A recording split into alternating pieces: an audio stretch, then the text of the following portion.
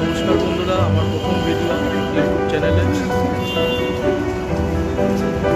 একটু হয়তো কথা বলতে অসুবিধা হবে, কিন্তু আপনারা প্লিজ লাইক অ্যান্ড সাবস্ক্রাইব করুন। আজ আমরা ঘুরতে এসেছি বিড়লা তারামণ্ডলী, সেন্ট পল চার্চ। আর চলুন দেখে নেওয়া যাক। এই ভিডিওটা প্লিজ লাইক অ্যান্ড সাবস্ক্রাইব করুন, তাহলে পরের ভিডিওগুলো আরও নিয়ে আসতে আরও ভালো লাগবে।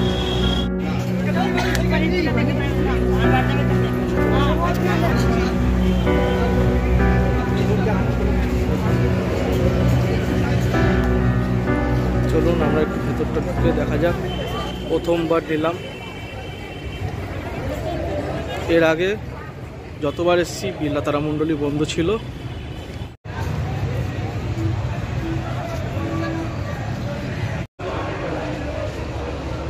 এখানে তিনটে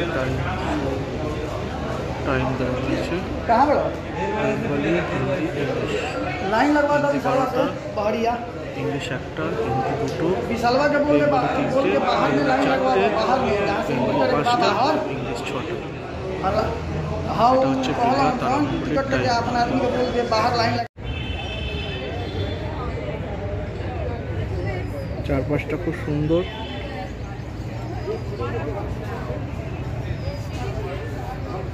লাইন পড়েছে।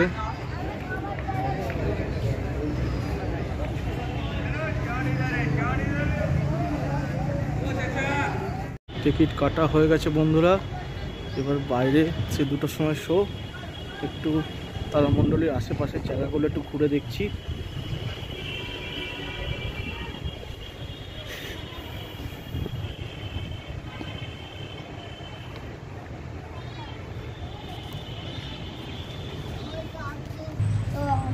এখানে আপনি যদি বড় ব্যাগ নিয়ে আসেন তাহলে আপনাকে এখানে ব্যাগটা রাখতে হবে। পরিষ্কার পরিচ্ছন্ন, বসারও জায়গা আছে। এর আগে অনেকবার এসেছি ভিক্টোরিয়া, কিন্তু বিড়লা তারামণ্ডলী খোলা সেই টাইমে ছিল না। যাই হোক, এবার খোলা পাওয়া গেল। প্রথমে বিড়লা তারামণ্ডলীটা সেখানে দেখবো ভাবলাম। রবিবারের বাজার বলে কথা, একটু ঘুরেই দেখা যাক।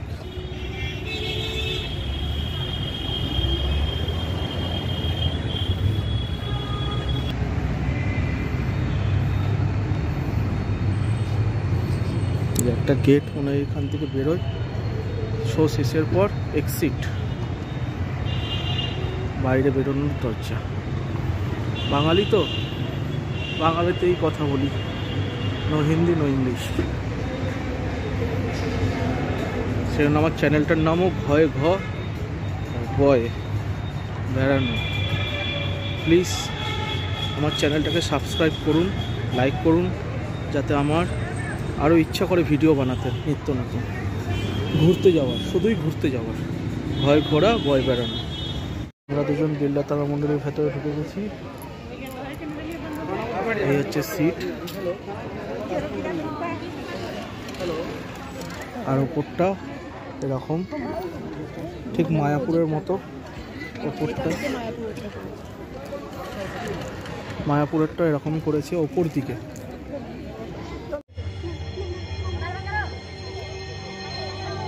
देवियों, सज्जनों और नन्हे दोस्तों, नए रूप में सुसज्जित कोलकाता के एमपी बिड़ला तारामंडल में आपका स्वागत है। सभ्यता के प्रारंभ से ही मानव मस्तिष्क रात के आकाश को देख अचंभित रहा। सदियों तक नक्षत्रों का निरीक्षण करने के बाद पूर्वजों ने बनाई कुछ विशाल इमारतें जो कैलेंडर और वेधशालाओं के काम आई।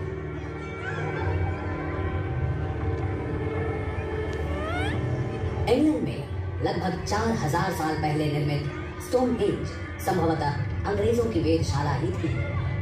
प्राचीन माया सभ्यता द्वारा लगभग 1000 ईस्वी में निर्मित इस पिरामिड से नक्षत्रों और समय की गति का अध्ययन होता था।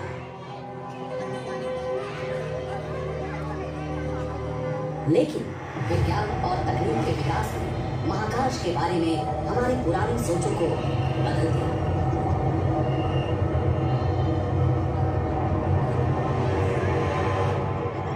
चलिए आज के समय की शुरुआत हम कोलकाता के क्षितिज पर हो रहे सूर्यास्त से करते हैं।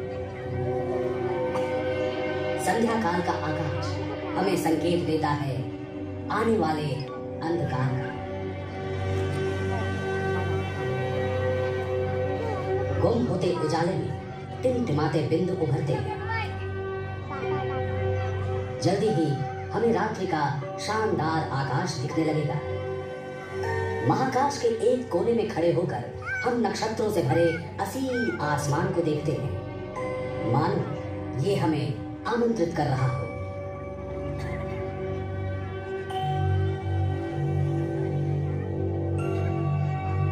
अगर हम गौर से देखें तो पाएंगे कि कुछ तारे जरा बड़े हैं और दूसरों की तरह टिमटिमाते भी नहीं हैं। सदियों पहले हमारे पूर्वजों ने देखा कि ये तारे एक वक्राकार पथ में आगे बढ़ते रहते हैं, हर रात, महीने दर महीने। प्राचीन ग्रीक पर्यवेक्षकों की नजर में ये थे घूमने वाले गतिशील ग्रह।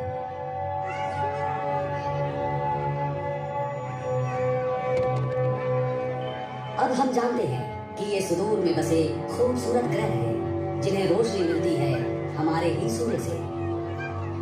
जैसे जैसे समय गुजरता है पूरा आसमान पूर्व से पश्चिम की ओर बढ़ता है, लेकिन ये आसमान नहीं घूमता, बल्कि हमारी धरती पश्चिम से पूर्व की दिशा में परिभ्रमण करती है।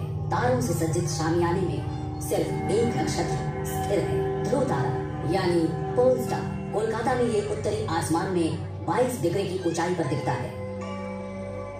रात के आकाश में इधर उधर बिखरे तारों में हमारे पूर्वजों ने महाकाश की संरचना को समझने की कोशिश की। उन्होंने देखा कि एक दूसरे की तुलना में ये तारे पूरे साल लगभग एक ही दूरी पर रहते हैं।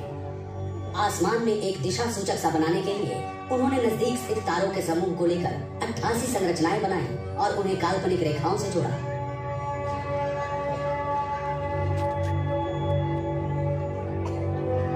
मनुष्य ने अपनी विलक्षण कल्पनाओं द्वारा इन बिखरे तारों को जानी पहचानी आकृतियों से बदल दिया, जिन्हें तारामंडल कहा गया।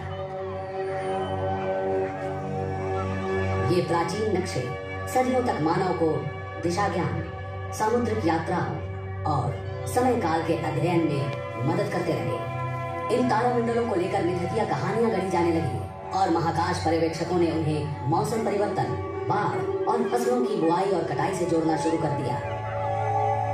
रात को दिखने वाले तारामंडलों में से सबसे स्पष्ट है कालपुरुष अर्थात ओरायन। तारों को आपस में मिलाकर जो आकृति बनी वो था ग्रीक मिथक का महान शिकारी ओरायन। इस शिकारी की कमर की सिधाई में दिखने वाले 3 चमकीले तारे दुनिया के कोने कोने में महत्व रखते हैं।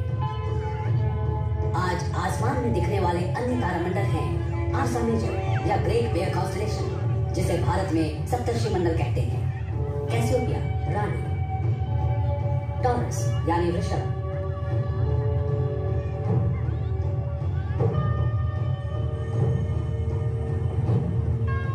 सिग्नस यानी हंस। तकनीकी विकास के साथ मनुष्य की नजर अब तारों से भी आगे है। महाकाश के अंधेरे भरे असीम और सुदूर इलाकों तक जहां आंखें नहीं देख सकती, हमारी आंखों के सामने खुला पड़ा है पूरा ब्रह्मांड। अपनी विभिन्न चीजों और अद्भुत अकल्पनीय घटनाओं से भरा हुआ ब्रह्मांड।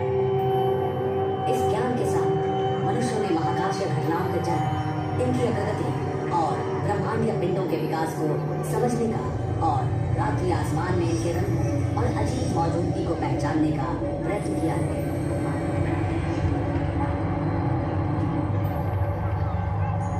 चलिए अब हम चलते हैं अनगिनत विविधताओं से भरे हैरत अंगेज महाकाश में। देखते हैं असंख्य रंगों से भरपूर दृश्य जो वास्तव में पूरे महाकाश का एक छोटा सा हिस्सा भर है। जीवन की संभावनाओं से भरे हमारे ब्रह्मांड की कहानी, द कॉस्मिक कोलिशन।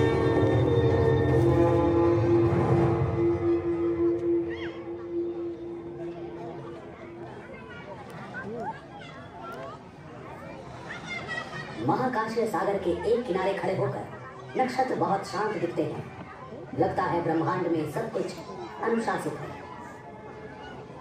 जब रात के अंधेरे में अचानक ही कुछ नया दिखता है तो हमें हैरत होती है। आसमान में धूमकेतु के आने से हमारे पूर्वज हमेशा आतंकित होते थे। सन 1631 में जब वेसुवियस पर्वत का शिखर ध्वस्त हुआ तो उसके चलते लावा से इटली के 2 शहर बर्बाद हो गए। उस समय एक धूमकेतु दिखा और इस अजनबी घुसपैठिए को ही इस विनाश और विस्फोट का दोषी माना गया। 1665 ईस्वी में लंदन के लोगों ने प्लेग में हुई मौतों के लिए भी एक धूमकेतु को ही जिम्मेदार माना था। पहले लोग सोचते थे कि ऐसे धूमकेतु अशुभ होते हैं, किसी अनहोनी को जन्म देने वाले। आज हम जानते हैं कि धूमकेतु सूर्य की परिक्रमा करने वाली बर्फीली चट्टानों के टुकड़े होते हैं। हमारे सौर मंडल के ग्रहों से काफी दूर हैं। अगर इनमें से कोई सूर्य की गर्मी के नजदीक वाले परिक्रमा पथ में खींचा आता है तो बर्फीली सतह ठोस से गैस बन जाती है। पीछे छोड़ते हैं चट्टान और धूल से भरी मीलों लंबी पूंछ। लेकिन धूमकेतु की पूंछ के चट्टानी टुकड़े जो उल्का पिंड कहलाते हैं धरती के वातावरण से टकराएंगे। टकराते ही ये जल उठेंगे। ज्वलंत उल्काओं का स्रोत फूटेगा।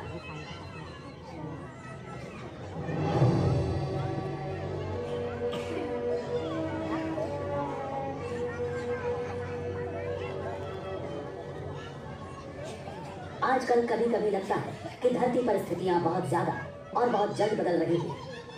बात सिर्फ धरती की नहीं, ब्रह्मांड में परिवर्तन भी शाश्वत है। नक्षत्र, ग्रह, अन्य निहारिकाएं भी हमेशा गतिशील हैं, हमेशा ही गुरुत्वाकर्षण के चिरस्थायी बल से बंधी हुई हैं। कभी कभी ये आपस में टकरा जाते हैं।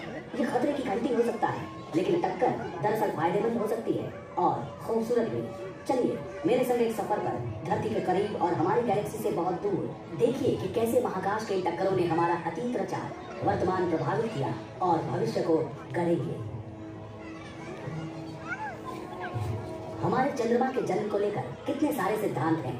हाल में वैज्ञानिकों ने एक और सिद्धांत प्रतिपादित किया। समय काल में पीछे चलते हैं 4.5 अरब साल पहले अतीत में। जानते हैं कि उनके अनुसार क्या हुआ था।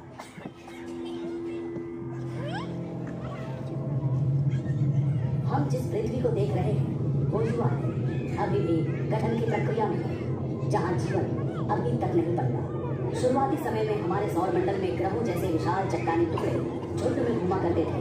कुछ का परिक्रमा पथ था जो उन्हें पृथ्वी के नजदीक लाया। ये थोड़ा ज्यादा करीब आ गया।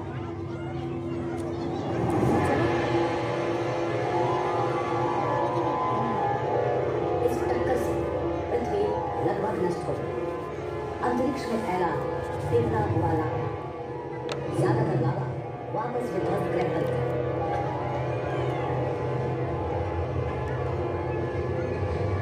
बाकी रह गया परिक्रमा पथ। गुरुत्वाकर्षण के कारण बाहरी महाकाश में नहीं जा पाया।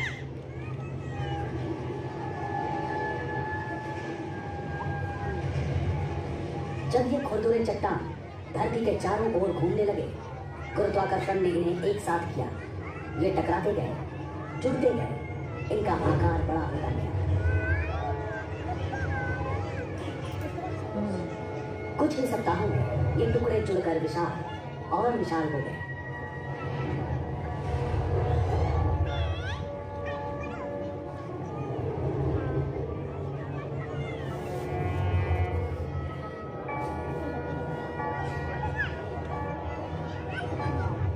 एक महीने से भी कम समय में आकार अविश्वसनीय हो गया था। चांद का जन्म हुआ।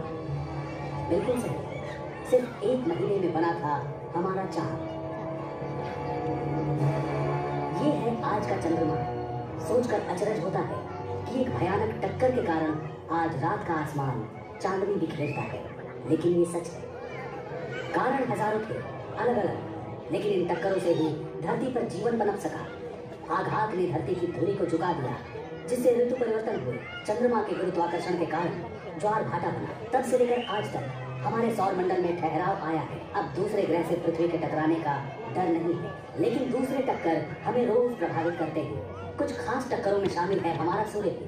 फिक्र न करें, इतनी जल्दी धरती जाकर सूरज से टकराने वाली नहीं है। हमारा परिक्रमा पथ नियंत्रित है और अरबों सालों तक ऐसा ही रहना चाहिए। लेकिन धरती पर हर जीवन निर्भर है सूर्य में होने वाले टक्करों पर।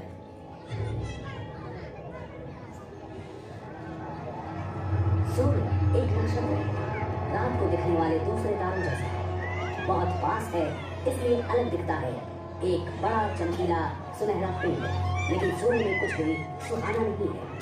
ये जो गहरे निशान देख रहे हैं सौर धब्बे हैं। प्रत्येक धब्बे का आकार पृथ्वी जितना। सौर धब्बे का रंग गहरा दिखता है क्योंकि सूरज पर यह सबसे ठंडे स्थान है। तापमान 4400 डिग्री सेंटीग्रेड। बाकी का सूर्य तो और भी गर्म है। दूसरे नक्षत्रों की तरह सूर्य की ऊर्जा भी सूक्ष्म कणों यानी प्रोटॉन के टकराव से निकलती है। हर सेकंड सूर्य में असंख्य प्रोटॉन टकराते और बुझते रहते हैं, जिससे असीमित परिमाण में ऊर्जा निकलती है। अधिकतर ऊर्जा सूर्य को प्रकाशवान बनाती है। इनमें से कुछ के कारण सूर्य की सतह पर चार्ज कणों की निरंतर धारा बहती है, जिसे सौर पवन कहते हैं, और जो करोड़ों मील प्रति घंटे की रफ्तार से सौर मंडल में निकलती है। या कम अंतराल और तीव्र गति वाली सौर आंधी जो कणों को महाकाश में उड़ा देती है। अभी हम नासा के उपग्रह द्वारा खींची गई सौर आंधी की सच्ची तस्वीरें देख रहे हैं। उसे स्थिर देखा। सौर आंधी का बादल उपग्रह से टकराया और चित्र लेने वाले उपकरण पर छा गया।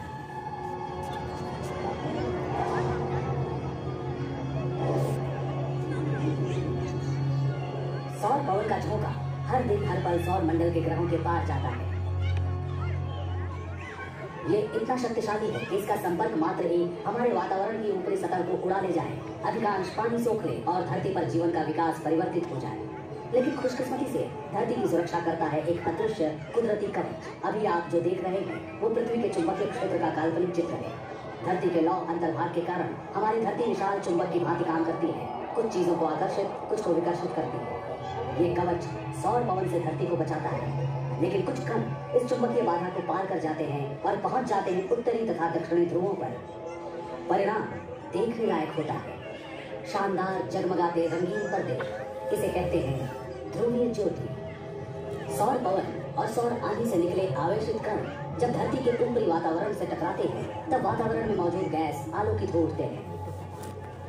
ये है इंटरनेशनल स्पेस स्टेशन जो 400 किलोमीटर की ऊंचाई से धरती की निचली कक्षा में परिक्रमा करता है।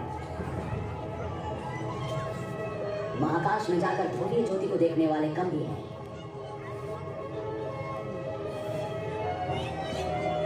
जिस टक्कर के कारण ये ज्योति निकलती है वो धरती की सतह से 100 से 480 किलोमीटर के बीच होती है। जहाजों के उड़ान पथ से भी ऊंचा और होता है हमारी धरती का सबसे अनोखा प्रकाश उत्सव।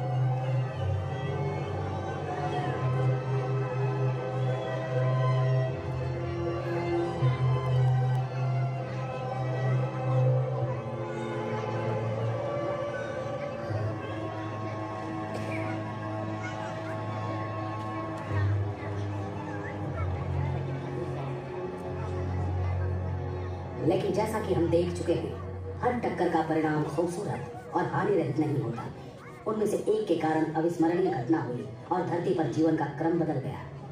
इसकी शुरुआत हुई वहां जहां एस्टेरॉयड सूर्य की परिक्रमा करते हैं। सौर मंडल के प्रारंभिक 20-30 लाख वर्षों में जब ग्रह बन रहे थे तब जो चट्टान और धातु के टुकड़े छूट गए उनसे बने एस्टेरॉयड। ज्यादातर एस्टेरॉयड दिखाई देने वाले कक्ष में घूमते हैं जो स्थित है मंगल और बृहस्पति के बीच।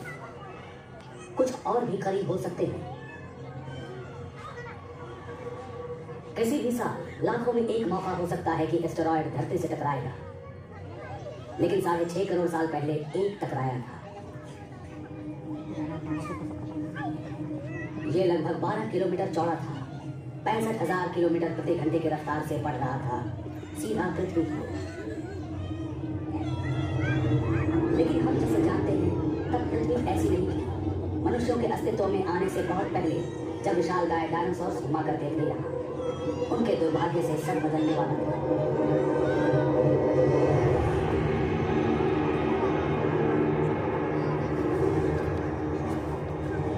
आज जहाँ मेक्सिको है, ये एस्टेरॉयड वहां टकराया। आग का गोला फूटा, जहां तक नजर जा सकती सब कुछ जलकर राख हो गया। धरती और चट्टानों के टुकड़े भाप बनकर अंतरिक्ष में उड़ गए। जब इन धातुओं की वापस बारिश हुई, वातावरण गर्म हो गया। प्रज्वलित मलबा धरती से आकर टकराता रहा बार बार। हर चीज जिसमें आग लग सकती थी वो जल गई। 1 घंटे तक धरती में चारों ओर तापमान 300 डिग्री सेंटीग्रेड से भी अधिक हो गया, किसी भट्टी के समान गर्म।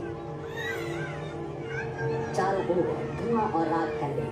6 महीने तक इतना अंधेरा कि अधिकतर पौधे न उग सके। टक्कर से हुए महाविनाश और ज्वालामुखी विस्फोटों तथा बदलते समुद्र के स्तर के बीच धरती पर मौजूद 3/4 जीवन रूप खत्म हो गए। डायनासोर्स का दौर खत्म हो गया था, लेकिन जीवन नहीं रुकता और उस बार भी जीवन बचा। कुछ डायनासोर्स बच गए, क्रमिक विकास होकर बन गए आज के पक्षी। कुछ स्तनपायी भी बचे, इनका भी नया उद्भव हुआ। सच तो ये है कि वो टक्कर ना होती तो हमारा वर्तमान भी ऐसा ना होता। क्या ऐसी टक्कर फिर से हो सकती है? एस्टेरॉयड अभी भी है। अगर कोई एक सामने आ जाए तो हम क्या करेंगे? इन्हें उड़ा देना कारगर नहीं, छोटी चट्टानों का झुंड टूट पड़ेगा हम पर। लेकिन वैज्ञानिक सालों से इन एस्टेरॉयड के अध्ययन और निरीक्षण में लगे हैं। उन्होंने सुझाया है सरल उपाय। गुरुत्वाकर्षण बल का प्रयोग कर हम उनका रास्ता बदल सकते हैं। ये कुछ इस प्रकार काम करेगा। अगर आप एक स्पेसक्राफ्ट को एस्टेरॉयड के पास से उड़ाएं, तो स्पेसक्राफ्ट का लघु गुरुत्वाकर्षण भी एस्टेरॉयड को थोड़ा ही सही खींचकर उसके गतिपथ को बदल सकता है। सालों लग सकते हैं, लेकिन धीरे धीरे एस्टेरॉयड दूसरे गतिपथ में चला जाएगा और क्रमशः पृथ्वी से सैकड़ों मील दूर चला जाएगा। कुछ 100 मील की दूरी भी काफी नहीं है, लेकिन हमारी सुरक्षा के लिए पर्याप्त है। आज ये सिर्फ एक सोच है, लेकिन सही लगती है। वैज्ञानिक कहते हैं हमारे लिए यही सर्वश्रेष्ठ उपाय है। किसी दिन आप में से कोई एक और बेहतर उपाय सोच लेगा, जो महाकाश के इन अजूबों से धरती की सुरक्षा कर पाएगा। हम जानते हैं कि एक टक्कर से चंद्रमा का जन्म हुआ और वो टक्कर आज हर रोज सूर्य को ईंधन देता है। हमने देखा टक्कर ने डायनासोर्स को खत्म कर दिया। हमने सीखा हम कैसे गुरुत्वाकर्षण के प्रयोग से अपना भविष्य सुरक्षित कर सकते हैं। सब कुछ यहीं पर घटित हुआ, पास के महाकाश में।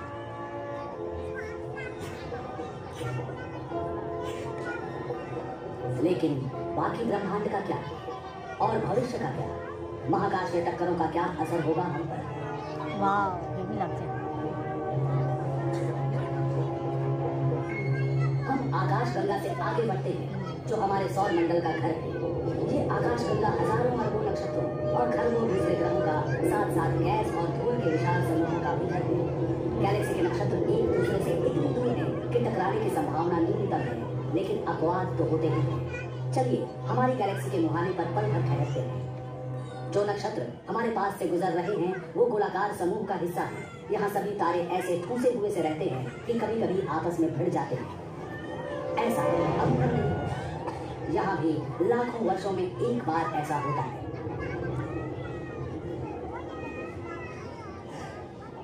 चलिए हम आकाश गंगा से निकलते हैं और जल्दी से पूर्वालोकन करते हैं कि हमारी गैलेक्सी, हमारे ब्रह्मांड के भविष्य में क्या है।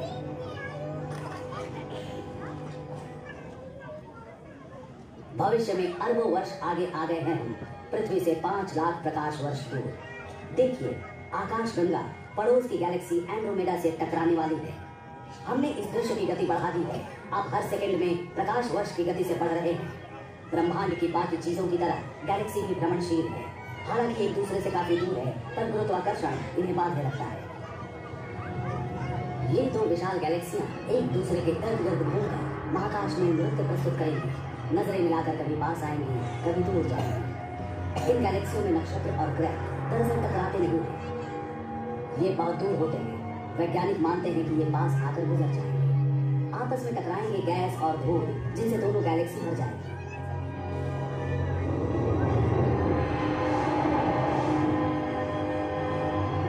और इन टक्करों के कारण जन्मेंगे अनगिनत नक्षत्र और ग्रह। होगा ये कि आज से अरबों वर्ष बाद आकाश गंगा और एंड्रोमेडा मिलकर नई विशाल गैलेक्सी बन जाएंगी। गैलेक्सी की टक्करें उनके जीवन की सामान्य बात है। सच तो ये है कि हमारी गैलेक्सी भी दूसरी छोटी गैलेक्सियों की टक्कर से बनी है। इन टक्करों के बिना आकाश गंगा का अस्तित्व नहीं होता और शायद हम भी नहीं होते।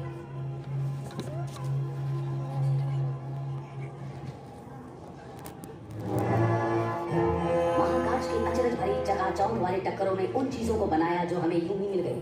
चमकता चांद, सूर्य की गर्मी और प्रकाश, बदलती ऋतुएं, किनारों को छूकर भागती सागर की लहरें। इन टक्करों ने डायनासोर्स को खत्म किया, ब्रह्मांड का नक्शा बदल दिया, गैलेक्सियों को फिर से गढ़ा, नए सितारों, नई दुनियाओं को जन्म दिया।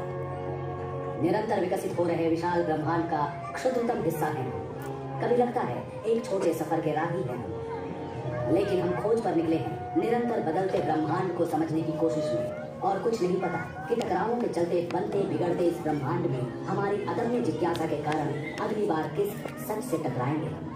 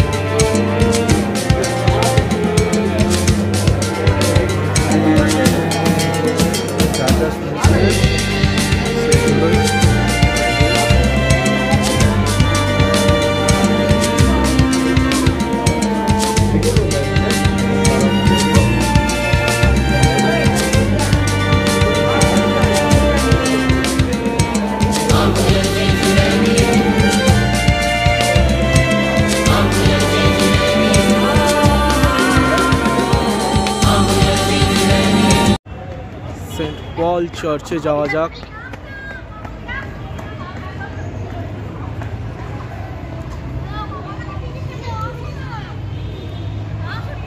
টিকিট কাটতে হবে, এখানেও সব জায়গায় শুধু টিকিট আর টিকিট। চলুন সেন্ট পল চার্চ একটু ঘুরেই দেখা যাক।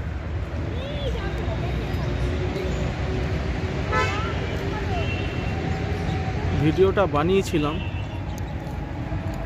তারামণ্ডলীতে, কিন্তু হয়তো ভালো আসবে না, আমি জানি না এই চ্যানেলে দিতে পারবো কি না।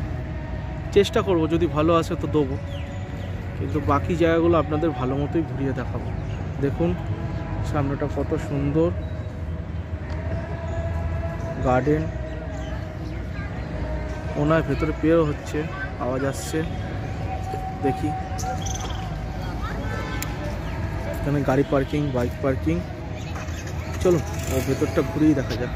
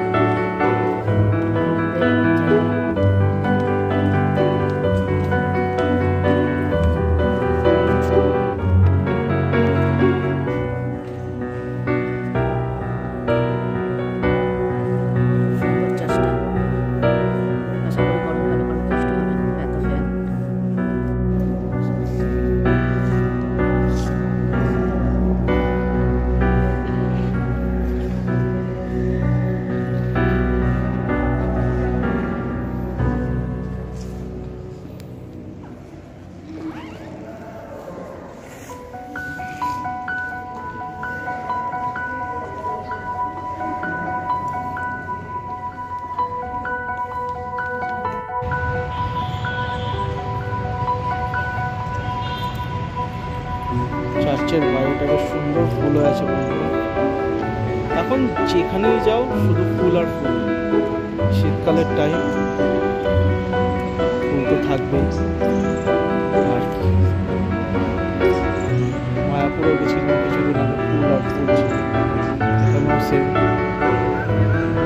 গরমটা পড়ে যাচ্ছে আর ফুল দেখা যাবে না।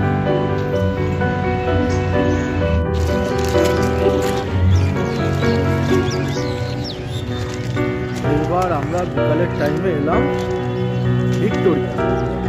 বন্ধুরা প্রথমে বলে দিয়েছিলাম এটা আমার প্রথম ভিডিও, যদি কথাবার্তা বা ভিডিওতে যদি কোনো প্রবলেম হয় তো প্লিজ আমার চিত। কিন্তু লাইক আর একটা সাবস্ক্রাইব প্লিজ করে দিন। পাশ দিয়ে আবার বলছে শেয়ার অ্যান্ড সাবস্ক্রাইব। আমি তো অত ইউটিউব চ্যানেল দেখি না, তাই অত কথাও বলতে পারি না। হয়তো শিখে যাবো আস্তে আস্তে, কিন্তু শুরু তো কোথাও দিয়ে একটা দিয়ে করতে হবে, সেটাই করছি। নাহলে এর আগে তো অনেক জায়গায় ঘুরেছি, আন্দামান থেকে শুরু করে কেরালা, হায়দ্রাবাদ, সব জায়গায় ঘুরেছি, কিন্তু আর ভিডিও করে ওটাও হয়নি। এই শুরু করলাম ভিক্টোরিয়া দিয়ে, ভিক্টোরিয়া, বিড়লা তারামণ্ডলী এসব দিয়ে শুরু করলাম। এই ভিডিওটা আমার প্রথম ভিডিও।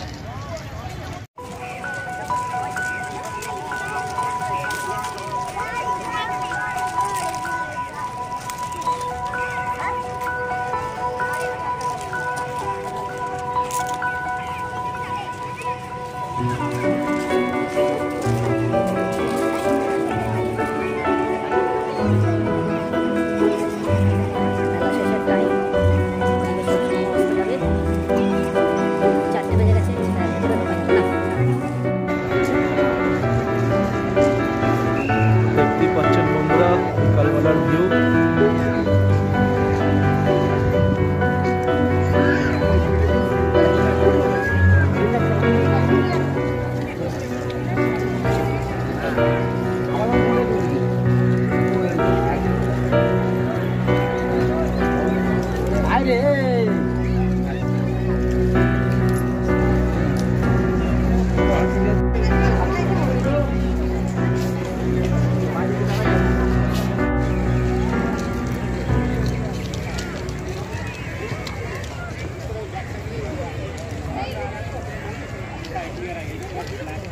এখানেও ফুলে ফুল। এবার আমরা মিউজিয়ামের ভিতর ঢুকবো। খুব সুন্দর হাওয়া দিচ্ছে, খুবই সুন্দর হাওয়া। যাই হোক, আমরা ভেবেছিলাম 4টে বেজে গেছে আর মিউজিয়ামের ভিতর ঢোকা যাবে, কিন্তু দেখলাম লাইন আছে।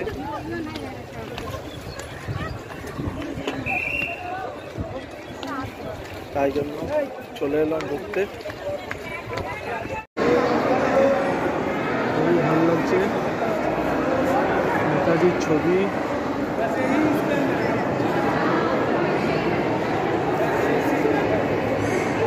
আমাদের দেশের নায়ক, হিরো যাকে বলে। চারিদিকে শুধু নেতাজি আর নেতাজি।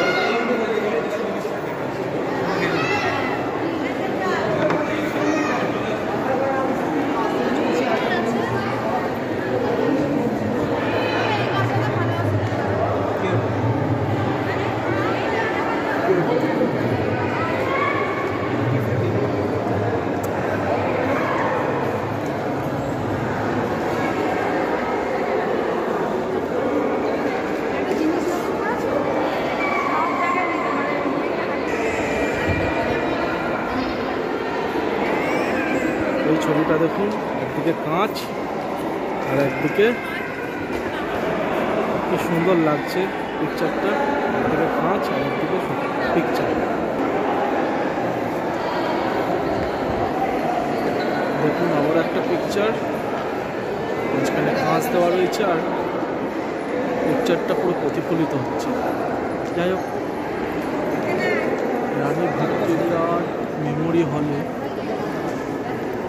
আমাদের দেশনায়কের ছবি দেখেও ভালো লাগছে। নাহলে তো এতই রানী ভিক্টোরিয়ারই ছিল ছবি। আবার সেই প্রতিফলিত ছবি দেখুন, দারুণ লাগছে।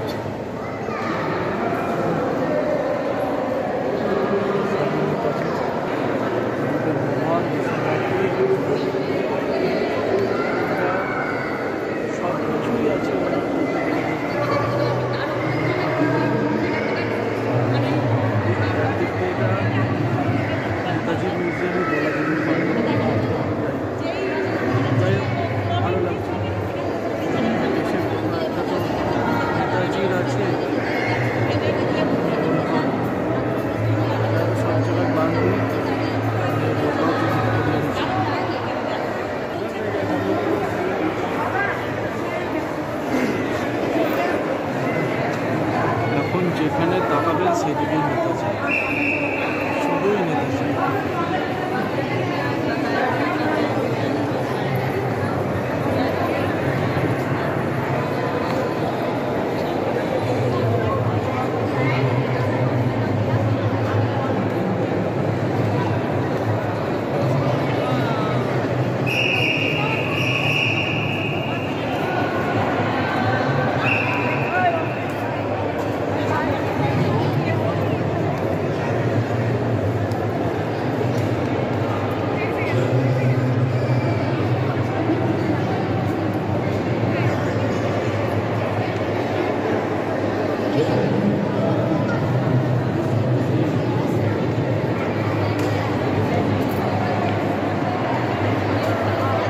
চারিদিকে দেখতে পাচ্ছেন শুধুই নেতাজি, দারুণ লাগছে, দারুণ। নেতাজি আর নেতাজি, আমার ইউটিউব চ্যানেলের প্রথম ভিডিওতেই শুধু নেতাজিকেই দেখাচ্ছে, ভালো লাগছে। আমার ইউটিউব চ্যানেলের প্রথম ভিডিওতেই নেতাজিকে। যাই হোক, প্রথমেই বলে দিয়েছি যদি কিছু খারাপ লাগে সাউন্ড ভিডিও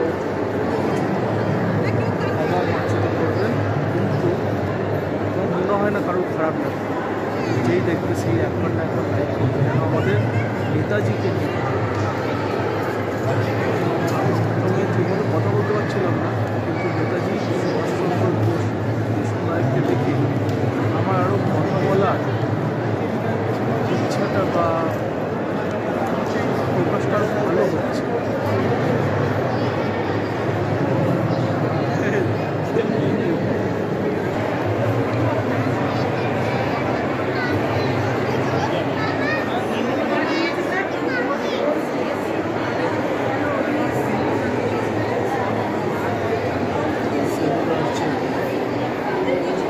আমরা দেখেছিলাম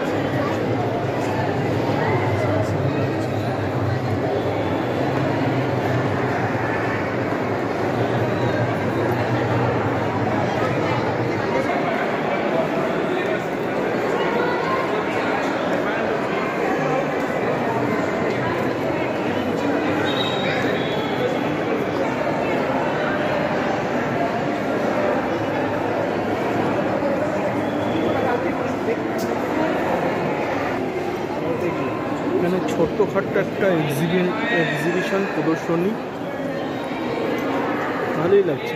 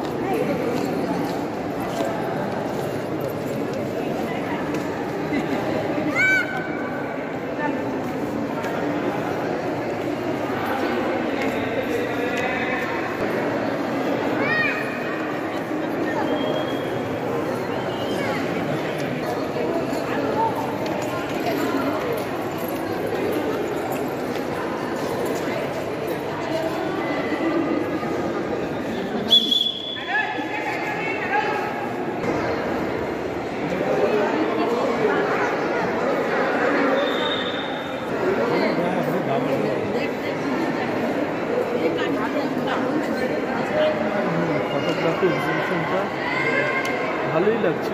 ফটোগ্রাফি একটা এক্সিবিশন করেছে।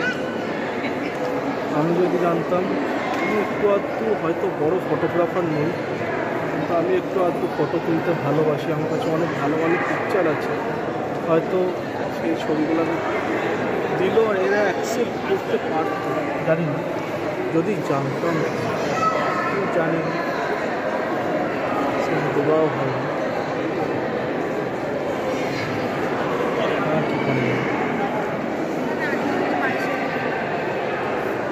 আমি যদি ফটোগ্রাফি হচ্ছে জানতাম, এই যে ফটোগ্রাফিগুলো যে হচ্ছে জানতাম, তাহলে আমিও একটা দুটো পিকচার দিতে পারতাম।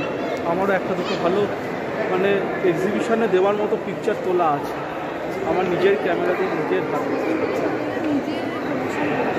কিন্তু জানতাম না কি করা যাবে। এই পিকচারটা খুবই সুন্দর এসছে, এই পিকচারটা দারুণ এসছে। আমিও প্রজাপতি নিয়ে অনেক পিকচার তুলেছি, সেগুলো আমার ফেসবুক অ্যাকাউন্টে অনেক পিকচার দেওয়াও আছে। যদি আপনারা আমার ফেসবুকে থাকেন তাহলে জানেন, কিন্তু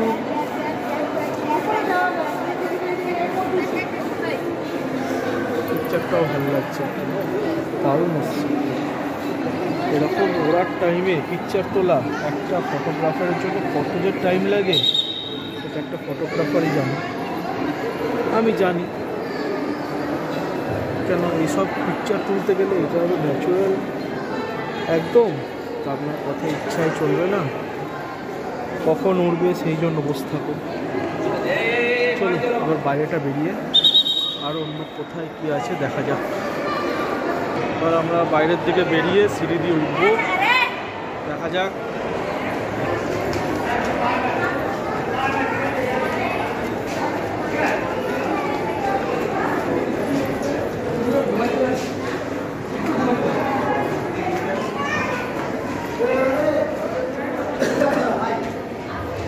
সবার তো পিকচার দেওয়া হয়নি, যারা আছেন তারাও খুব মহান।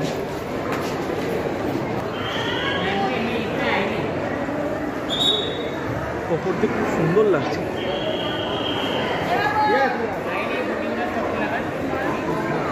দারুণ লাগছে।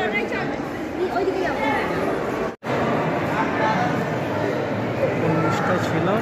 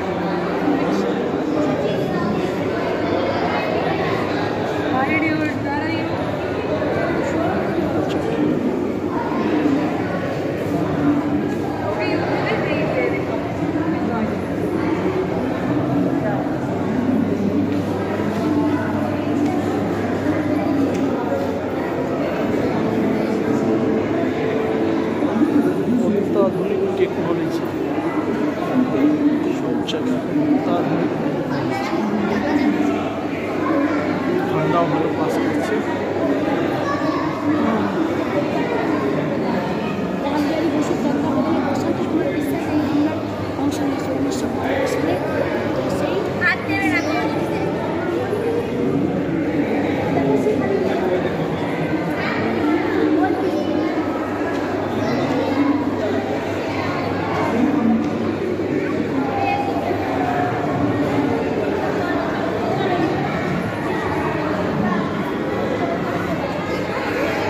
কিছুদিন আগে আমি একটা হিস্টোরিক্যাল চ্যানেল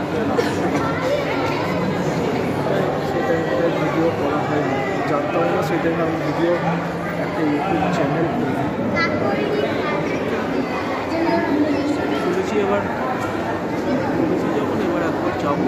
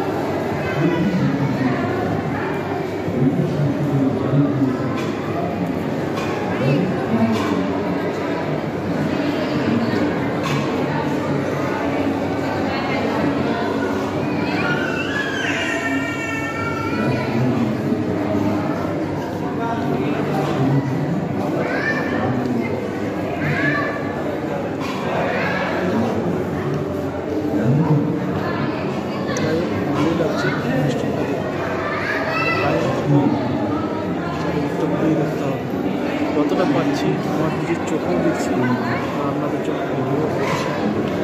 দেখা যাক